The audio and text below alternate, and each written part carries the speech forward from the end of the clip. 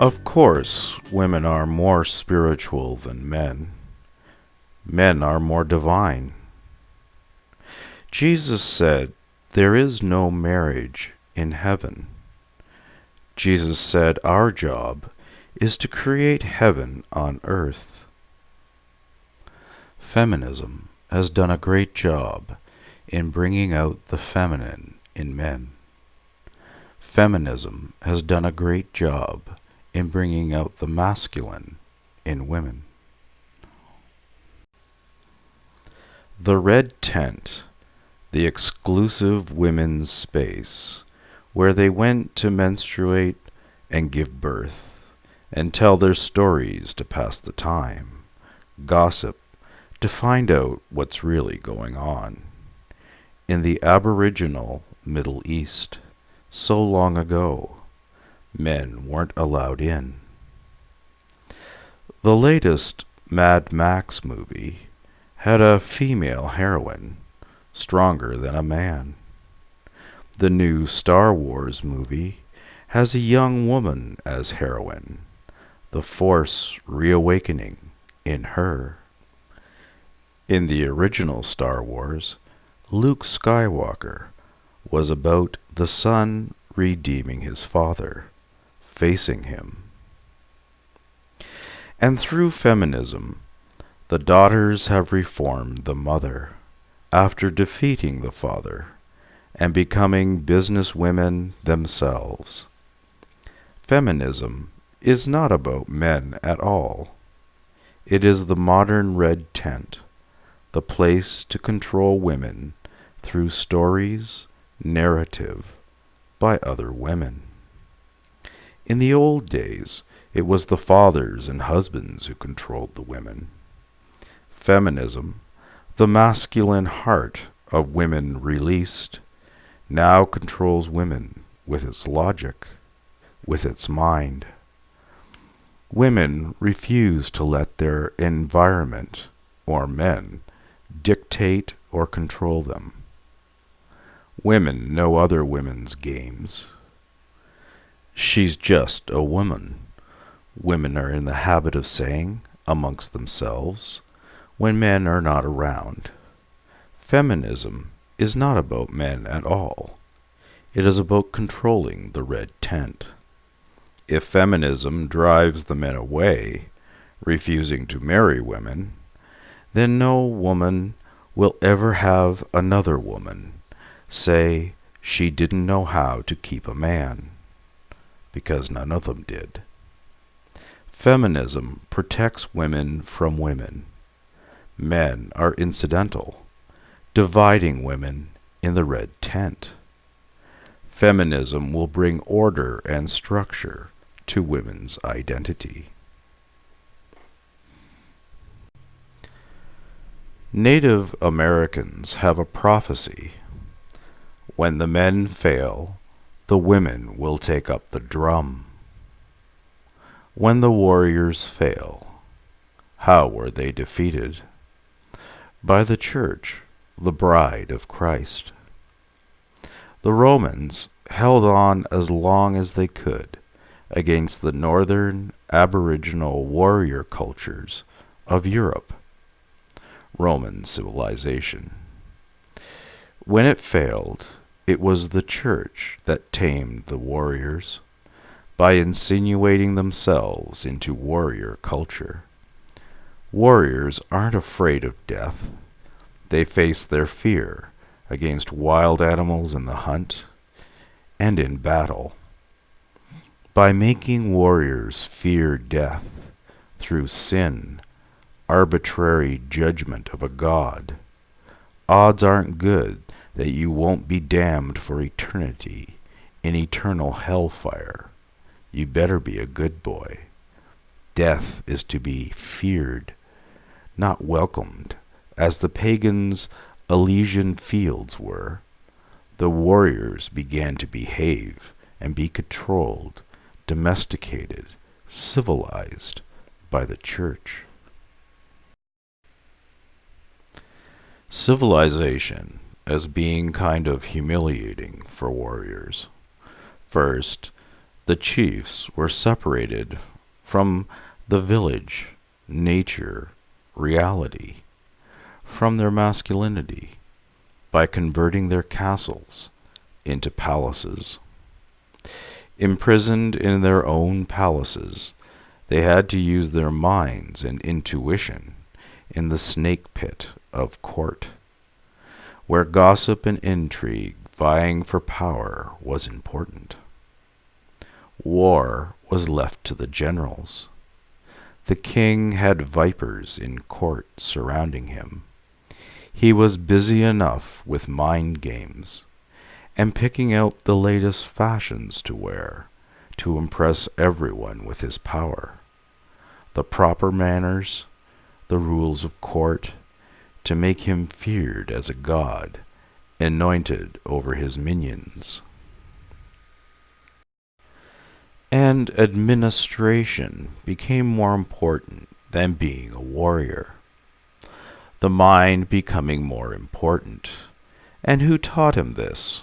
Why, the church, of course. Ministers and priests, the clergy, the clerical workers, hardly warriors. The clergy came out of Roman times. In Roman culture, it was open season on little boys' bottoms until they reached puberty. From that childhood trauma, young men had a choice to deal with their deep humiliation and helplessness.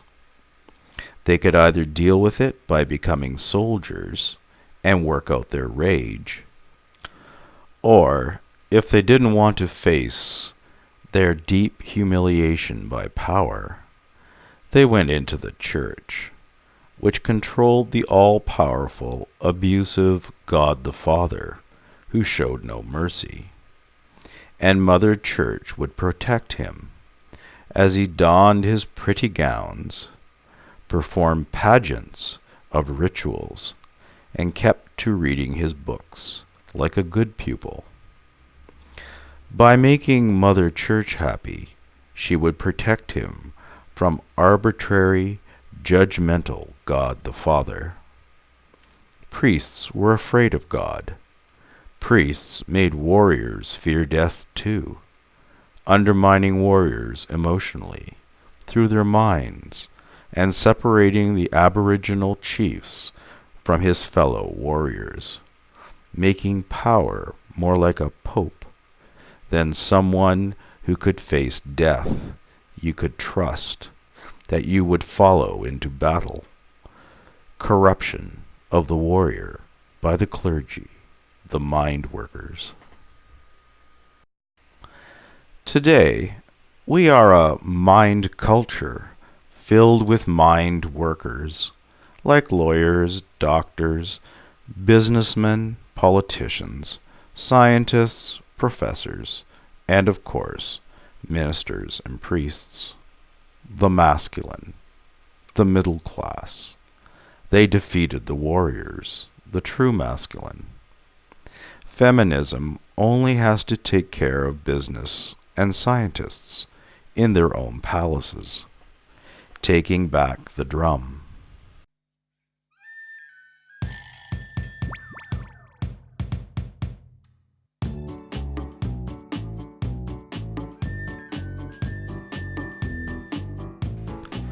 MGTOW, men going their own way, draws heavily upon two other men's groups: pickup artists, or PUAs, and the men's rights activists, MRAs. PUAs discern women's behavior and leverage that knowledge to get laid by as many women as possible. They have brilliant analysis to cater to women, the prize. Men's rights activists, MRAs, want to change the laws to correct unfairness in recent developments that are biased against men, using social activism like their nemesis did, feminists. MRAs want fairness in community. PUAs want status, seen as real men, called alphas. By getting the most women, they win. By catering to women's sexuality, they gain status over men, distinction and uniqueness from the male herd, identity, and thus freedom from community enmeshment and control. Pussy warriors.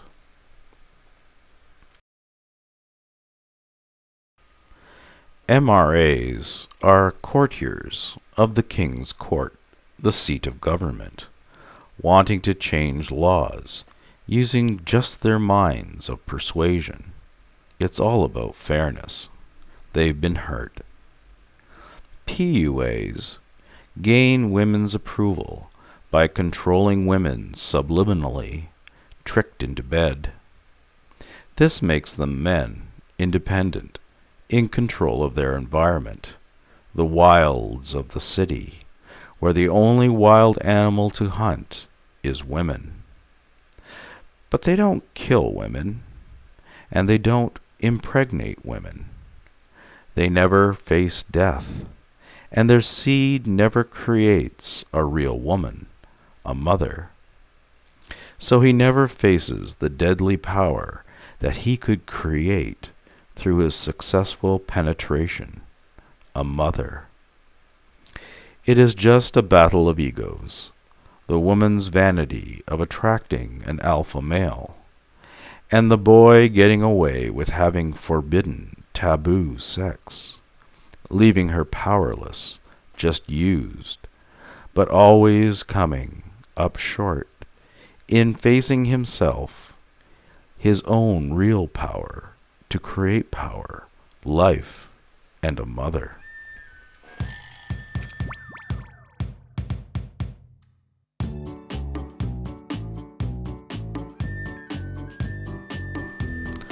Alpha is code for many things. For women, their instinct for the true masculine cannot be found in a mind culture of middle-class clerical men who are on their computers at their desks, but they keep searching, but are only left with contempt for men in general. The bad boy is good for one night, a challenge, but the feels fade away, and she feels abandoned. On to the next conquest, as feminism encourages women. Men are so easy. Every woman knows it. Sex, love, and the little boy in him. And he will dissolve into putty, submissive and controlled, with her emotional carrot and stick, enmeshed. Alpha is a wolf term, how wolf packs organize themselves. Alphas control who has sex in the pack. Only the alpha male and female are allowed, no one else. Monogamy, the two strongest. Sex is a taboo for the rest. Ancient Rome was a wolf culture of dominance and submission. It was founded by twins, Romulus and Remus, who were suckled and brought up by a she-wolf. Priests are celibate. Sex was bad. If you had sex, you were bad and going to hell. Controlling the pack for the alphas of society. Instinctively for women, alpha means warrior. Women give birth, create and sustain life. Men create life, sustain life, but also take life. Death. The circle of life. Wholeness. Death. A warrior takes life, hunting for survival and battle for protection. But a warrior also faces his own death. He needs will to face death, not just intention, not just choice, can he be blamed for survival? A profound experience with the power of death that women do not face. A warrior has to face death in himself, that power to kill, but also the risk to fight the fear, to face his own death for survival. A peak experience. To handle this power properly, he needs wisdom, self-control, skill, physical power, but also self-restraint, appreciation for life, the power not going for his ego, pride, but the seriousness of taking life just enough in gratitude. Not a goof anymore. He knows death. Women apparently find this attractive. A woman's job is to destroy a man through sex, love, and the little boy in him. It's not that she can destroy him. Any woman can do that. But can he rise from the ashes, stronger, wiser, not a fool anymore to her wiles? Will he rise from the ashes with wisdom and self-control, despite his humiliation? Or will he become abusive, from being bested by a woman, defeated, abused by a shapeshifter? Nature is feminine, the life-giver. It wants to kill a man too. A hunter goes out into the wilderness, the wilds, the feminine, and must face death. Then he goes home to another feminine, his wife. Women create life from their bodies. Warriors, the true masculine, faces death all around him, in nature, women, but ultimately within himself. It deepens him. Self-controlled power, not controlled by his feminine environment. He has the power of death. Better respect it if he's aware of it. It's serious. When men fail, the women will take up the drum. 12,000 years of civilization. 12,000 years of the corruption of the warrior, the masculine, defined by nature, testosterone, survival, life and death, the feminine, the environment. The warrior chief, taken and dressed in pretty clothes, put in pretty palaces, dealing with all the gossip of courtiers, while telling his generals to go off and face death. He wasn't going. He wasn't leaving his red tent, filled with gossipy courtiers, administrators, mind men. 12,000 years of civilization, of warriors and hunters, then domesticating the wild animals into tame ones as farmers, facing death of a chicken, a pig, a docile cow, honing their skills. The lords organize the farmers on their country estates, stealing half the farmer's food to pay for the lord's valet, the new broadloom, books for the library, as they go off and debate in Parliament to exercise their power, or today go off and do their sums in business.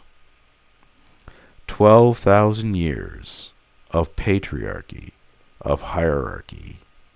Men got in the red tent, of controlling men by the clergy, reading books for knowledge, and gilded carriages, grooms dressing the king each morning.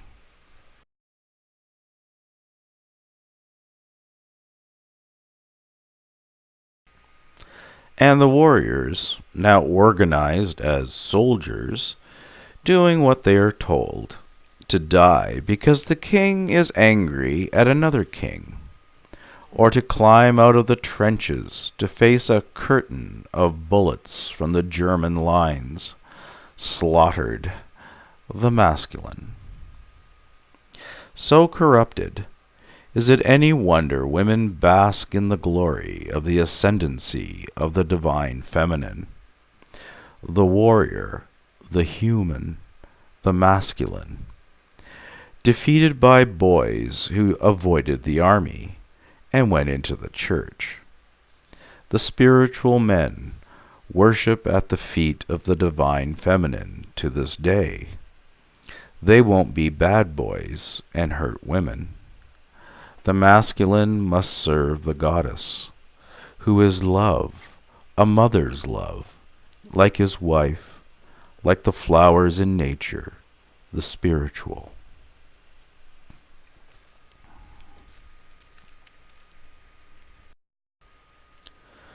The warrior is corrupted, yes.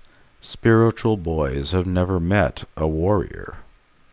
So what do spiritual boys know of the masculine god and the goddess if they have never met a warrior?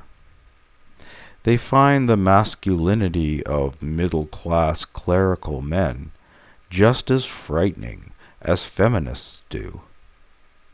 Intuitively, instinctively, women can't put their finger on it, but they know there is something fundamentally hidden and wrong with the socially constructed men of today who make themselves pretty with hair gel, ripped abs, numbers in a bank account, and pretty million-dollar houses.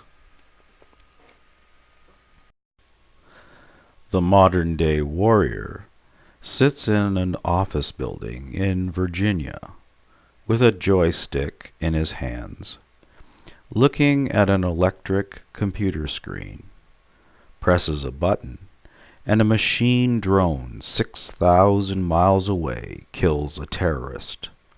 He may need counseling afterwards. Women are aroused.